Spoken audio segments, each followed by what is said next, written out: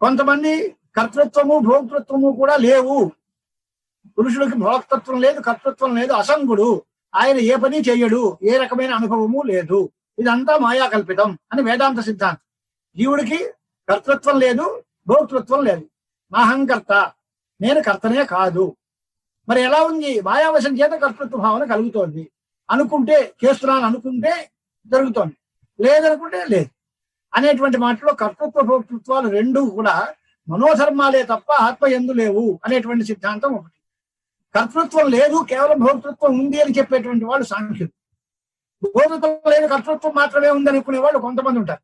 అంటే ఇలాంటి రకరకాలైనటువంటి వికల్పాలు చేస్తూ ఉంటే ఈ సాంఖ్యులు, కపిలాది మహర్షులు వీళ్ళందరూ కూడా పురుషుడు కర్త కాదు అని నిర్ణయిస్తున్నారు. దీని పరిస్థితుల్లో మాకు చాలా అనుమానంగా ఉంది కనుక అతో మే హృదయం తాత వేపతే అతీవ సంశయే, నా హృదయం తల్లడిల్లిపోతోంది ఈ సంశయాలతో, కాబట్టి నా మనస్సుకి ఎటువంటి సందేహాలు లేకుండా నువ్వు చెయ్యి అని అడిగాడు. చెప్తే అప్పుడు నారదుడు ఈ మాట చెప్పి నారదుడికి ప్రశ్న చేశారు. వేదవ్యాసుల వారు నారదుడిని అడిగారు అని చెప్పాడు. ఇక్కడ జరిగింది ఏంటి? జనమేజయుడు వ్యాసుడిని అడిగాడు. ఈ మాట నువ్వు నన్ను అడగడం కాదురా బాబు, నేను నారదుడిని అడిగాను. మరి ఆయన ఏం సమాధానం చెప్పారండి? వ్యాస కింతే బ్రవీం యద్య పురాయం సంశయో మమ ఉత్పన్నో హృదయ అత్యర్థం సందేహాసార పీడిత అని ఆయనేమన్నాడు అంటే, బాబు వ్యాస మహర్షి, నువ్వు నన్ను అడిగావు బానే ఉంది, నీకు నేను లోకుగా దొరికాను కనుక, కానీ ఈ ప్రశ్నలన్నీ నేను బ్రహ్మగారిని అడిగాను అన్నాడు ఆయన నారదుడు. ఇదే ప్రశ్నలు, ఇదే సందేహాలు వచ్చాయి. అపృచ్ఛం యత్వయా పృష్టం వ్యాసాద్య ప్రశ్నముత్తమం బ్రహ్మాండం అమితౌజసం, బ్రహ్మగారిని నేను అడిగాను. ఆయన ఏం చెప్పాడు? ఆయన ఏం చెబితే ఇదంతా రుద్రకృతమా ఈ ప్రపంచం అంతా, లేక ఆరాధనీయుడైనటువంటి జగత్తు ఎవరు, ప్రపంచంలో నాయకుడు ఎవరు, సర్వోత్తముడైన దేవుడు ఎవరు, ప్రభువు ఎవరు అని అడిగాడు. నేను బ్రహ్మ, సందేహం తీర్చవయ్యా అని అడిగానయ్యా అని. ఆయన ఏం చెప్పాడు? ఆయన వెళ్ళి నేను మహావిష్ణువుని అడిగానయ్యా అన్నట్టు ఆయన.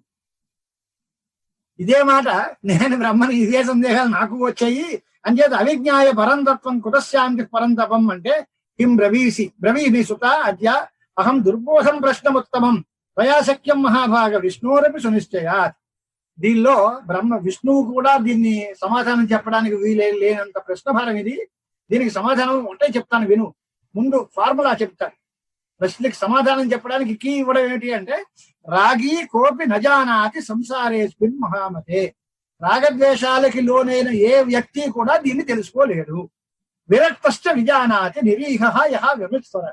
మాత్సర్యం లేకుండా, రాగద్వేషాలు లేకుండా నిరీహుడుగా, విరక్తులుగా ఉన్నవాడైతే ఈ సమాధానం తెలుసుకోగలడు.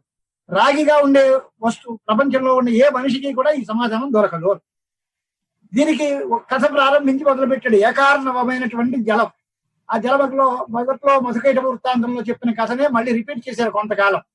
దాంట్లో సముద్రం అంతా ఉంది, జలమయంగా కనిపిస్తోంది.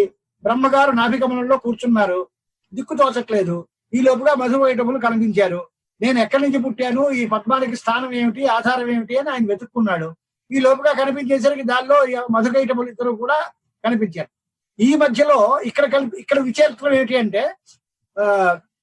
అన్వేషమాణ ధరణీం నా వాపతాం యదా తదా తపస్తపేతి ఆకాశే వాగభూద్ అశరీరిణి. ఇది మాట ఇక్కడ ఈ కథలో ఆ బ్రహ్మగారు అన్ని వెతుక్కుంటున్నాడు.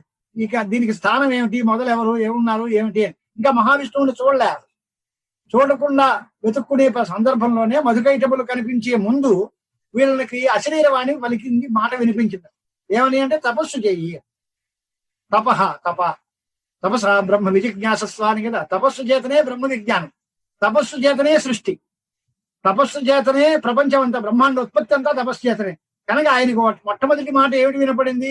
తపేతి ఆకాశే వాగభూత్ అశరీరిణి. నేను పద్మంలో 1000 సంవత్సరాలు తపస్సు చేశాను అన్నాడు. చెప్పిన తర్వాత తపస్సు చేయడానికి ఫలం ఏమిటి అంటే, అయితే సృష్టి చేయవయ్యా అని రెండోసారి ఆన్సర్ వచ్చింది 1000 సంవత్సరాలు అయిన తర్వాత. ముందు ఆకాశవాణి పలికి తపస్సు చేయండి. ఈయన పాపం 1000 ఏళ్ళు తపస్సు చేశాడు. చేసిన తర్వాత మళ్ళీ ఆకాశవాణి ఏం పలికింది? సృష్టి చేయండి అనేసరికి పాపం ఈయన చేతులు ఎత్తేసాడు. ఏమని, నేనేం చేస్తానయ్యా? విమూఢాహం కదా ఆకర్ణ్య కం సృజామి కరోమి కిం. దేన్ని సృష్టి చేయాలి? ఇక్కడ ఏమీ లేదు. ఇంట్లో చూడండి, ఓ 25 మందిని తీసుకొచ్చి భోజనం పెట్టి అన్నాం అనుకో, ఏం పెట్టేస్తారు? ఇంట్లో డబ్బాలో బియ్యం లేవు, కూరలు లేవు, పప్పు లేదు, నెయ్యి లేదు, ఏ సరుకు లేకుండా ఎలా వండి పెట్టేస్తామయ్యా? సామగ్రి ఇది. సృష్టి చేయడానికి సామగ్రి ఏముంది? నా దగ్గర ఏ రకమైన వస్తువులు లేవు, దేనితో దేన్ని తయారు చేయాలి, నేను చాలా మూఢుడుగా ఉన్నాను అనేటువంటి ఆలోచనతో కం సృజామి కరోమి కిమ్మని, దేన్ని సృష్టి చేయాలి అది తెలియట్లేదు, దేంతో చేయాలి సాధనాలు ఏమీ కనపట్టలేదు, దిక్కు తోచకుండా ఆలోచిస్తూ ఉంటే ఈ లోపుగా తదా దైత్యావపి ప్రాప్తం దారుణం మధుకైటపు అని అక్కడ కలిపాడు పాత కథకి. ఈ పరిస్థితుల్లో ఈయన తంటాలు పడుతున్నాడు, ఎదరకుండా మధుకైటపులు ఇద్దరు రాక్షసులు తగ్గుతారు. వాళ్ళు చేసి మమ్మల్ని మాతో యుద్ధం చేస్తావా శరణ పొందుతావా అంటూ వాళ్ళు ఈయన్ని పీడిస్తున్నారు. ఈ లోపుగా ఆయన తతోహం నాలమాలంయ వారి మధ్యం అవాతరం, దానిలోంచి ఆ పద్మంలోంచి తామరతూళ్ళలోంచి కిందకి వెళ్ళిపోయి ఆ నీటి మధ్యలోకి వెళ్ళాడు. అక్కడ శేషశాయి జగన్నాథ వనమాలా విభూషిత అని శంఖచక్ర గదాపద్మ వనమాలా విభూషితై శ్రీహరి హాయిగా శేషచైనం మీద పడుకుని కూర్చున్నారు. ఆయన ఉన్నారు.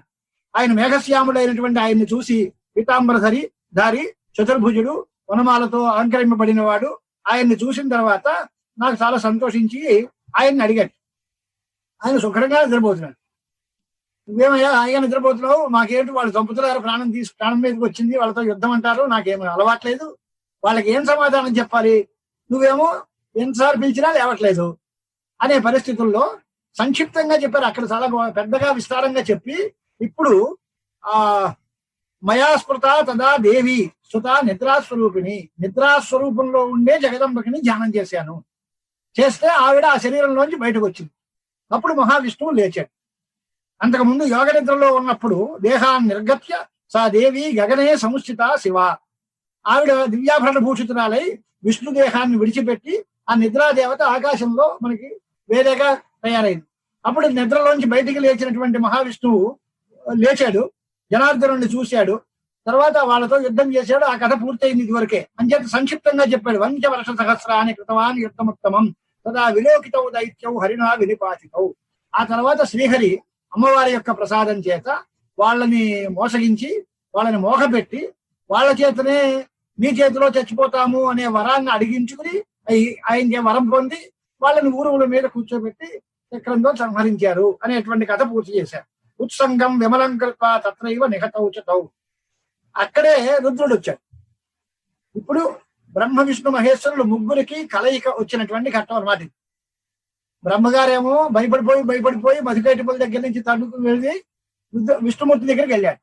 ఆ విష్ణుమూర్తి మధుకైటపుల్ని సంహరించారు. ఈ బ్రహ్మ విష్ణువు ఇద్దరు మాట్లాడుకుంటూ ఉండగా కాలంలోనే రుద్రుడు అక్కడికి వచ్చాడు. రుద్రస్తత్రైవ సంప్రాప్త ఎత్ర ఆవాం సంస్థితౌ ఊహో, మీ ఇద్దరం ఉన్న చోట్లలోకి ఆయన వచ్చాడు. అందరం కలిసి చూసిన తర్వాత ఆ మనోహర అయినటువంటి మహాదేవి మహామాయ ఓ చిరునవ్వు నవ్వుతూ కూర్చుంది. కృపావలోకనై కృత్వా పావనైర్ ముదితానథ దేవ్యువాచ. అక్కడ ప్రారంభించి ఆ జగన్మాత ఆ పైన ఆకాశంలో ఉన్నటువంటి ఆవిడ కాజేశాహ స్వాని కార్యాన్ని కురుధ్వం సమతంత్రితాహ అని చెప్పి, ఓ బ్రహ్మ విష్ణు మహేశ్వరులారా అని సంబోధన చేసి ముగ్గురిని పిలిచి, మీరు త్రిమూర్తులు ఇక్కడ చేరారు కనుక నాకు తేలిగ్గా అయింది పని, అందరికీ తలోసారి చెప్పక్కర్లేకుండా ఒకేసారి చెప్పేయచ్చు, మీ ముగ్గురు కూడా చక్కగా మీ కార్యాలు చేయండి. ఏం తల్లి మా కార్యం అంటే మాకేం తెలియదు, సృష్టి స్థితి విశిష్టాని హతవు ఏతవు మహాసురవు, మీకు అడ్డంగా నిలిచిన ఈ మధుకైటప రాక్షసుల్ని సంహరించేశాం, ఇంకా మీరు చక్కగా మీ సృష్టి స్థితి లయ కార్యాలు చేయండి, మీకు వేరేగా ఒక నివాస భూముల్ని ఏర్పాటు చేస్తాను. బ్రహ్మలోకం సత్యలోకంలో బ్రహ్మ సరస్వతి సహితుడే ఉంటారు, అలాగే మహావిష్ణువు వైకుంఠంలో ఉంటారు, కైలాసము అనేటువంటి ఓ లోకాన్ని తయారు చేసి పరమశివుడికి ఇస్తాను, మీ అందరికీ తలో ఇల్లు కట్టించి ఇస్తాను, అక్కడ మీ పిల్లలతో సుఖంగా ఉండి మీ పనులు మీరు చేసుకోండి అని పురమాయించింది నా తల్లి. చేస్తే ప్రజాశ్చతుర్విధ సర్వాహ సృజధ్వం స్వవిభూతి అంటే బ్రహ్మగారు అన్నాడు, అదేం తల్లి బాగానే ఉంది మాట, మేమందరం ఏం చేయగలం, మాకేం చేత కాదు కదా, మేము ఏ పని చేయాలో తెలియదు, దీనిలో పోటీ సృష్టి చేయమంటున్నావు, ఏమున్నాయి చేతిలో చేయడానికి, మట్టి ఉంటే మట్టితో కుండ పిసుగుతాం, పంచమహాభూతాలు లేవు, నా భూతాని గుణాశ్చాపి తన్మాత్రాని ఇంద్రియాని చ తదాకర్ణ్య వచోస్మాకం శివా జాతా స్మితానన. ఏ భూతాలు కనపట్టలేదు, పంచమహాభూతాలు పృథివీ తేజో వాయు ఆకాశములు కనపట్టలేదు, వాటి యొక్క గుణములైన శబ్దస్పర్శ రూపరసగంధాలు కనపట్టలేదు, వాటిని గ్రహించే చక్షురాది ఇంద్రియాలు కనపట్టలేదు. దేంతో చూడమంటావు, దేంతో చేయమంటావు, చేయడానికి ముడిసరుకు దొరకట్లేదు, చూడడానికి కన్ను లేదు, వినడానికి చెవి లేదు, చేతులు లేవు, కాళ్ళు లేవు, దేంతో ఏ పని చేయమంటావు తల్లి అని అడిగేట వాళ్ళు. అనేసరికి ఆ తల్లి విస్మితంగా ఆశ్చర్యం చేసి ఓ చిరునవ్వు నవ్వింది, సమాధానం చెప్పలా.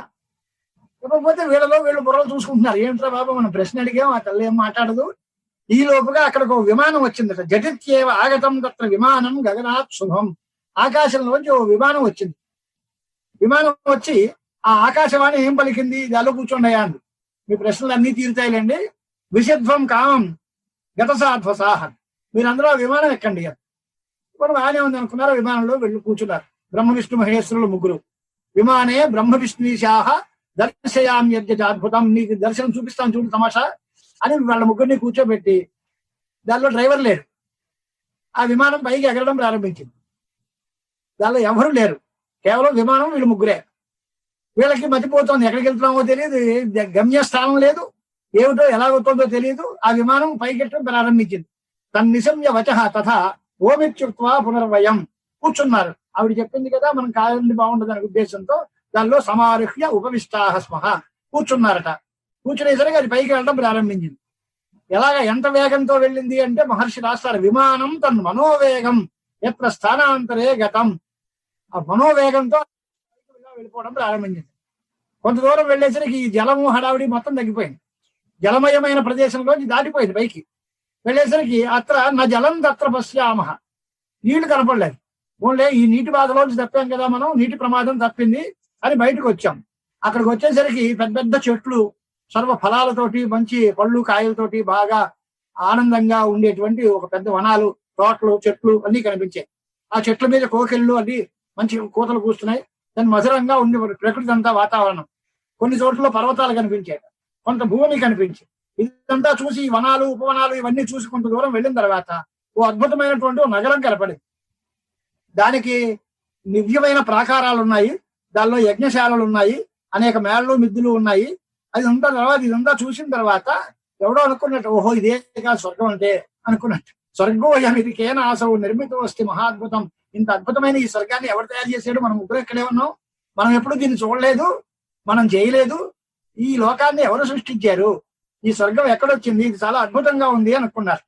అక్కడ కనిపిస్తూ ఉండేసరికి దానిలో ఒక రాజానం దేవసంకాశం వ్రజంతం మృగయాం వనే అస్మాభి సంస్థిత దృష్ట విమానోపరిచ అంబిక. ఆ విమానం ఉపరి ఆ పైన ఓ అంబిక, పరాభట్టారిక, జగదంబ, లలితా త్రిపుర సుందరిని చూశారు వీళ్ళు. అయిన తర్వాత క్షణాచచ అలా అక్కడి నుంచి వెంటనే వెళ్ళిపోయింది ఆ విమానం ఆగకుండా. వెళ్ళిన తర్వాత ఎంత దూరం వెళ్ళింది అన్నది. కాస్త దూరం వెళ్ళేసరికి నందనవనం కనపడింది, పారిజాత తరుమూలాలు ఉన్నాయి, 4 దంతాలు కలిగినటువంటి ఐరావత గజం కనపడింది, ఉచ్చైశ్రవ సమ్మనే గుర్రం కనపడింది, అప్సరస బృందాలు కనిపించే, మేనకాదులు అందరూ డాన్స్ చేస్తున్నారు అక్కడ. చాలా విచిత్రంగా ఉంది అనుకున్నారు. ఈ విమానం ఎక్కడ ఆగకుండా అలా ప్రయాణం చేస్తూనే ఉంది. తర్వాత వరుణలోకం, ఆ తర్వాత దేవరాజు అయినటువంటి ఇంద్రుడి యొక్క పరిస్థితి, అదంతా చూసిన తర్వాత కొంత దూరం వెళ్ళిన తర్వాత బ్రహ్మలోకం తదా దివ్యం సర్వదేవ నమస్కృతం, బ్రహ్మలోకానికి వెళ్ళారు. బ్రహ్మగారు ఇక్కడే ఉన్నాడు. ఈయన గోల గిల్లి కూడా నేనేనా బ్రహ్మను ఇక్కడే ఉన్నాను కదా, నా లోకం అంటే నాకు తెలియని లోకం ఎక్కడుంది? బ్రహ్మలోకం అంటే ఆ లోకంలో సరస్వతీ సహిత బ్రహ్మ ఇంకోటి ఉన్నాడు. ఈ బ్రహ్మ విష్ణు మహేశ్వరులు ముగ్గురు విమానంలోనే ఉన్నారు. అక్కడికి వెళ్ళేసరికి బ్రహ్మలోకం తదా దివ్యం తత్ర బ్రహ్మాండం ఆలోక్య విస్మితవు హరకేశవు. అక్కడ బ్రహ్మగారు చూస్తే విష్ణుమూర్తికి శివుడికి చాలా ఆశ్చర్యం వేసింది. మన వాడు ఇక్కడే ఉన్నాడు కదా, అక్కడే వాడు ఇంకోటి తయారయ్యాడు ఏమిటి అనుకుని ఈ బ్రహ్మను చూసి ఇక్కడే ఉన్నాడు. మళ్ళీ అక్కడ చూస్తే అక్కడ బ్రహ్మ కనిపిస్తున్నాడు. ఇలా చూసిన తర్వాత సభాయాం తత్ర వేదాశ్చ సర్వే సాంగా స్వరూపిణ, మూర్తిభూతమైన వేద పురుషులందరూ కనిపించారు. వాళ్ళు మహర్షులందరూ ఉన్నారు, చాలా తపశ్శక్తి తోటి ఉండేటువంటి వాళ్ళందరూ కూడా కనిపించారు.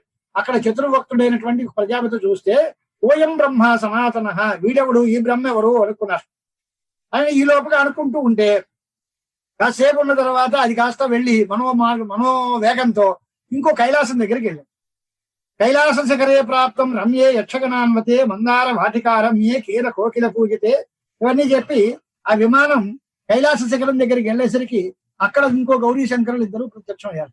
ఇంకో పార్వతీ పరమశివుడు అక్కడ ఉన్నారు. ఈయన చూశారు వీళ్ళందరూ, నేను ఇక్కడే ఉన్నాను కదా అని అనేసరికి ఆయన వ్యాఘ్ర చర్మం ధరించుకున్నాడు, గజ చర్మాన్ని ఉత్తరీయంగా పెట్టుకున్నాడు. మహావీరులైనటువంటి ఓ పక్కన గజానందుడు, ఇంకో పక్కన షడానందుడు, కుమారస్వామి, గణపతి పక్కన కూర్చున్నారు. ఆ పార్వతీ పరమశివులు ఆ అందంగా ఉన్నారు.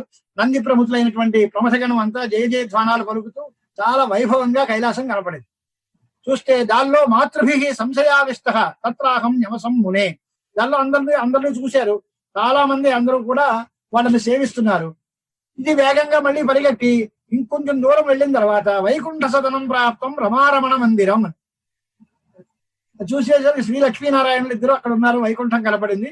దానిలో చాలా అసంభావ్యమైనటువంటి విభూతులన్నీ ఐశ్వర్యాలన్నీ కనిపిస్తున్నాయట. దానిలో లక్ష్మీ అమ్మవారు ఆయన కాళ్ళు పడుతోంది. ఆయన ఆయన ఒకళ్ళనొకళ్ళు చూసుకుంటూ ఆనందంగా ఉన్నారు. అదంతా వెళ్లితే అక్కడ సుధా సముద్ర సంప్రాప్త, ఆ తర్వాత ఒక పెద్ద అమృత సముద్రం అది కనపడింది. దాని తర్వాత వెళ్ళిన తర్వాత ఏమైంది అంటే దానిలో మందార పారిజాతాది వృక్షాలన్నీ శోభితంగా ఉన్నటువంటి ఒక ప్రదేశం కనపడింది. ఆ ప్రదేశంలో ఓ ద్వీపం కనపడింది. తస్మిన్ ద్వీపే శివాకార పర్యంక సుమనోహర, మణిద్వీపం యొక్క వర్ణన.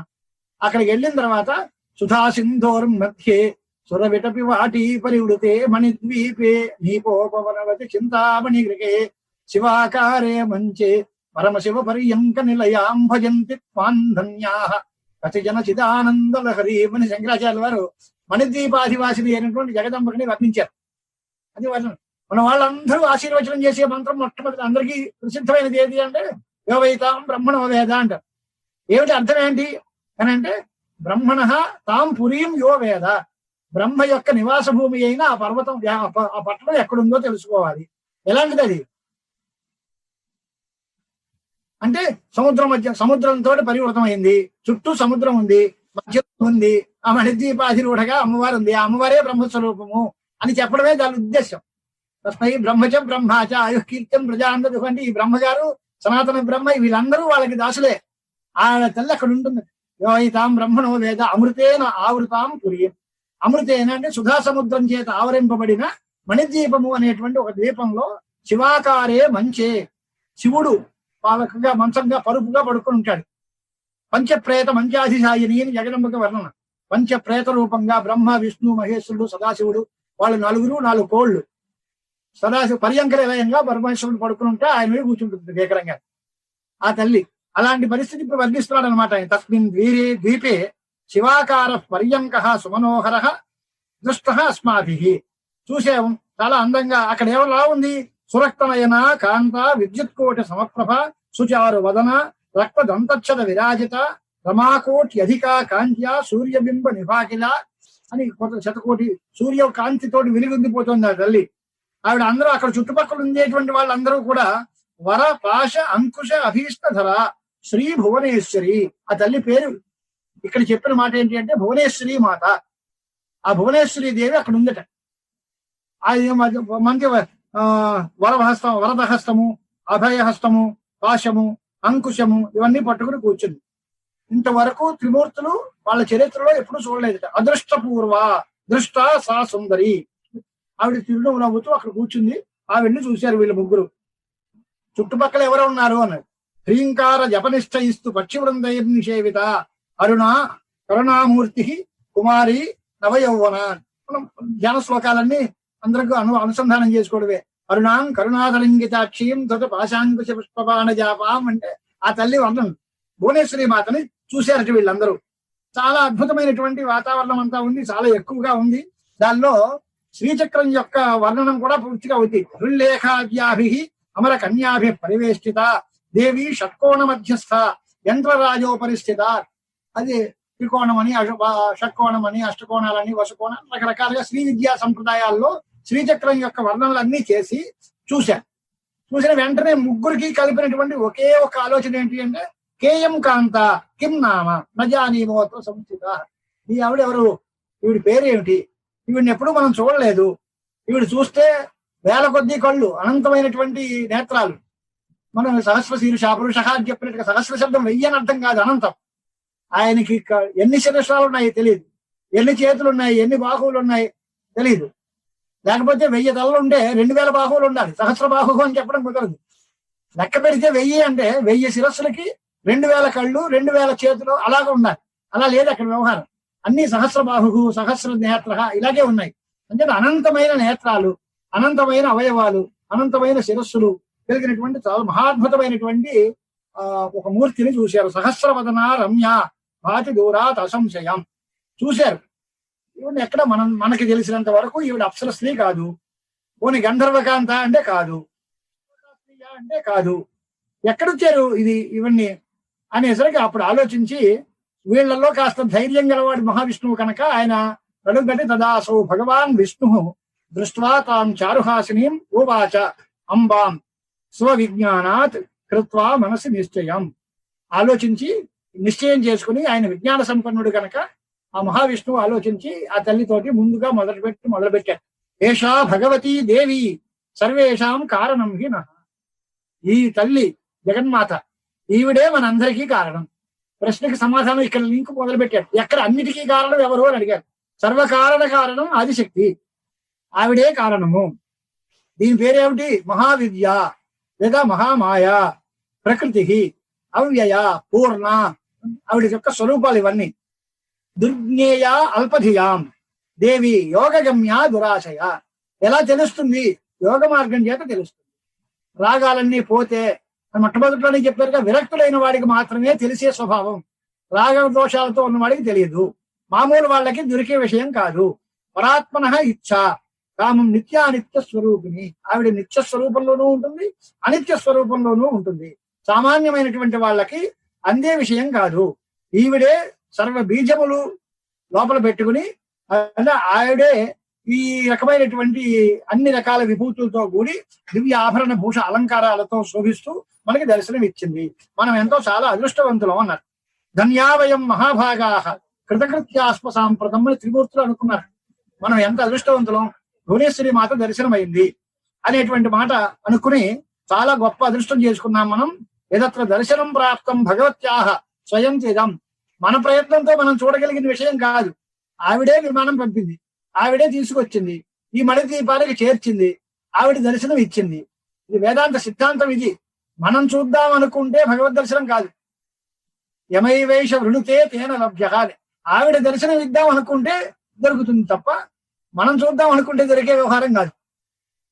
మనం చూద్దాం అనుకుంటే ఆవిడ దర్శనం కాదు.